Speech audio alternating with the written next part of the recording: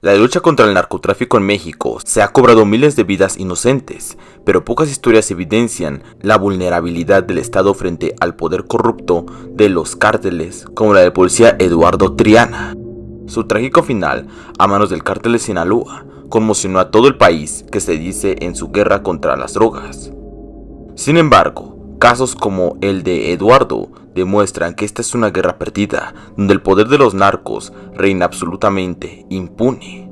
Quédate y descubre cómo los eventos que llevaron al asesinato de Eduardo Triana dejaron al descubierto la penetración del narco en el Estado y la indefensión de la sociedad ante su poder. Antes de empezar, no olvides suscribirte y dar clic a la campana. Empecemos. Tras la captura definitiva de Joaquín El Chapo Guzmán en 2016, su imperio criminal no desapareció, solo cambió de dueño. El hijo predilecto para tomar el control del cártel de Sinaloa fue Ovidio Guzmán López, conocido por ser alias El Ratón. Ovidio creció rodeado de lujos y excesos, siendo testigo directo del ascenso de su padre, como el narcotraficante más poderoso del mundo. Desde pequeño, fue entrenado y preparado para algún día hacerse cargo de los intrincados negocios de la organización criminal. Aunque su perfil público era bastante bajo en comparación con el de su mediático padre, Ovidio coordinaba en las sombras en el envío de miles de kilos de cocaína, heroína y metanfetaminas hacia el lucrativo mercado estadounidense. Se estima que llegó a tener bajo su mando alrededor de 11 laboratorios en los que se producían hasta 2.500 kilogramos de metanfetaminas al mes, supervisando de cerca toda la cadena logística. Tras la extradición del Chapo, Ovidio tomó el control total de las operaciones del cártel de Sinaloa. Aunque algunos lo consideraban demasiado joven e inexperto, rápidamente demostró tener la sangre de su padre para los feroces negocios del narco. Sus enemigos lo subestimaron y pagaron caro el precio. Con una mezcla de astucia, carisma y brutalidad, Ovidio logró mantener la unidad entre las facciones del cártel tras la caída de su padre. Sus métodos despiadados y su obsesión por la venganza lo convirtieron en uno de los capos más temidos de México en poco tiempo. A diferencia del Chapo, Ovidio optó por un perfil más discreto, evitando llamar la atención innecesaria. Pero esto no impediría que controlara su territorio con mano de hierro. Sus enemigos podían desaparecer con solo una orden suya. El joven heredero se rodeó de una guardia de élite, confirmada por desertores de fuerzas especiales que le garantizaban la protección total. Sus gatilleros estaban armados con un arsenal propio de un ejército regular, con fusiles de asalto, francotiradores y lanzagranadas. Pese a su juventud, Ovidio demostró ser tan sanguinario y despiadado como su padre.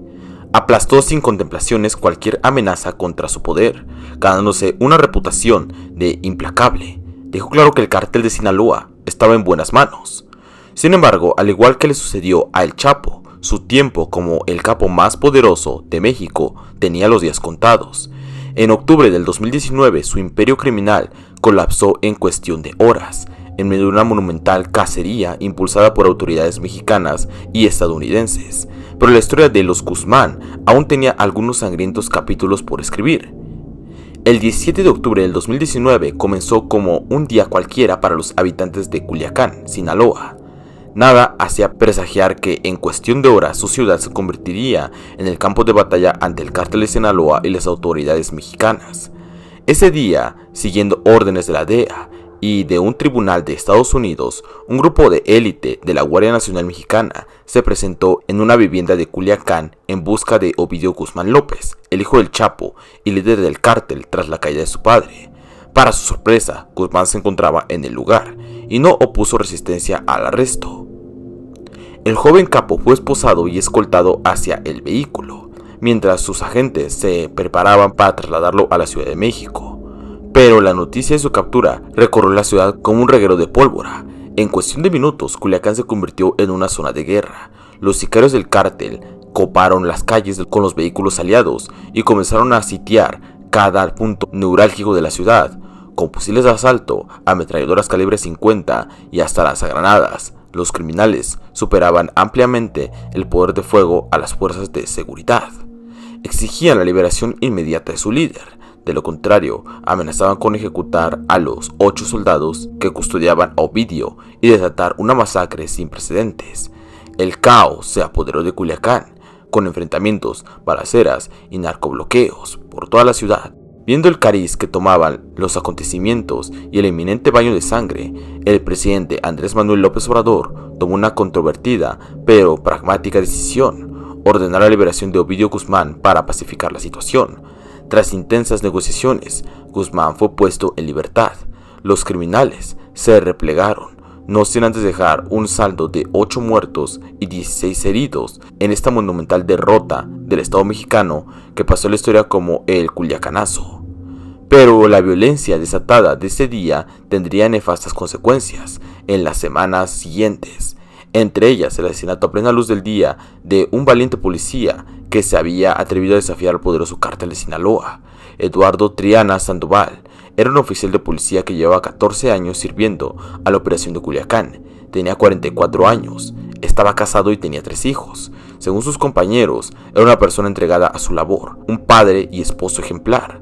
El día que Ovidio Guzmán fue capturado, Eduardo no estaba al servicio, pero cuando se desató el caos en la ciudad, no dudó en presentarse voluntariamente para apoyar a sus compañeros en los operativos para contener la violencia. Pese a que no estuvo directamente involucrado en la captura de Ovidio, Eduardo demostró una enorme valentía al incorporarse a los contingentes policiales que trataban de recuperar el control de la ciudad. Armado únicamente con su pistola reglamentaria, este policía era plenamente consciente del peligro al que se enfrentaba. Los sicarios del cártel de Sinaloa lo superaban ampliamente en armamento y no dudarían en ejecutar a cualquier uniformado que se interpusiera en su objetivo de liberar a su líder. Pero ni así intimidaron la entereza y el honor de Eduardo. Durante las tensas horas en que Culiacán parecía una zona de guerra, Eduardo estuvo al pie del cañón, exponiéndose a las balas para cumplir con su deber de proteger a los ciudadanos. Incluso cuando vio de primera mano la furia criminal desatada, no se amilanó. Sabía que los narcos buscaban vengarse de quienes se habían atrevido a capturar a uno de sus máximos líderes. Pero eso no impidió que Eduardo saliera a enfrentarlos para intentar poner orden en medio del caos. Desafortunadamente, el valor y la integridad de ese policía tendría un alto costo. Poco después de los hechos de Culiacán, la implacable violencia del narco alcanzaría a este uniformado, que cometió el error de hacer su trabajo y desafiar el poder del cártel de Sinaloa. Eduardo sería acribillado a plena luz del día, como escarmiento para aquellos que osaran interponerse en el camino de la mafia. Su muerte evidenció la vulnerable posición de las fuerzas del orden frente al poder corruptor y sanguinario de los cárteles. El cobarde asesinato de Eduardo Triana, a plena luz del día, evidenció la enorme debilidad del Estado de México frente al poder corruptor y sanguinario de los cárteles.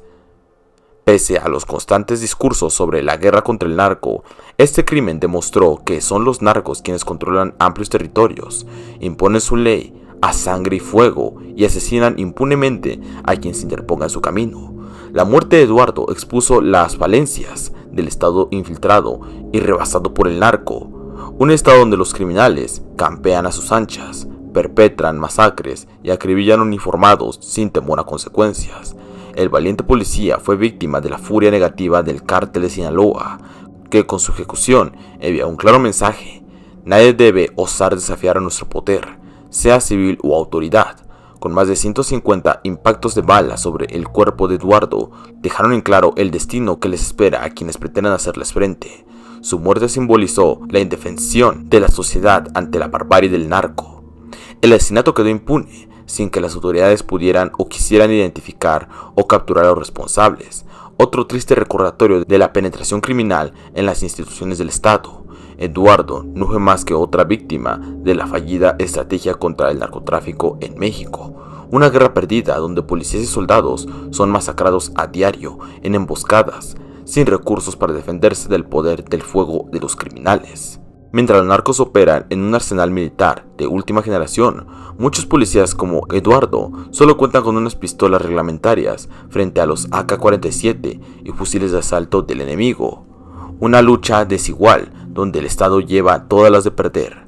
La historia de Eduardo Triana refleja el drama humano detrás de las frías estadísticas de la guerra sin fin, donde el Estado ha sido capaz de garantizar la vida y la justicia que ciudadanos como este policía merecen.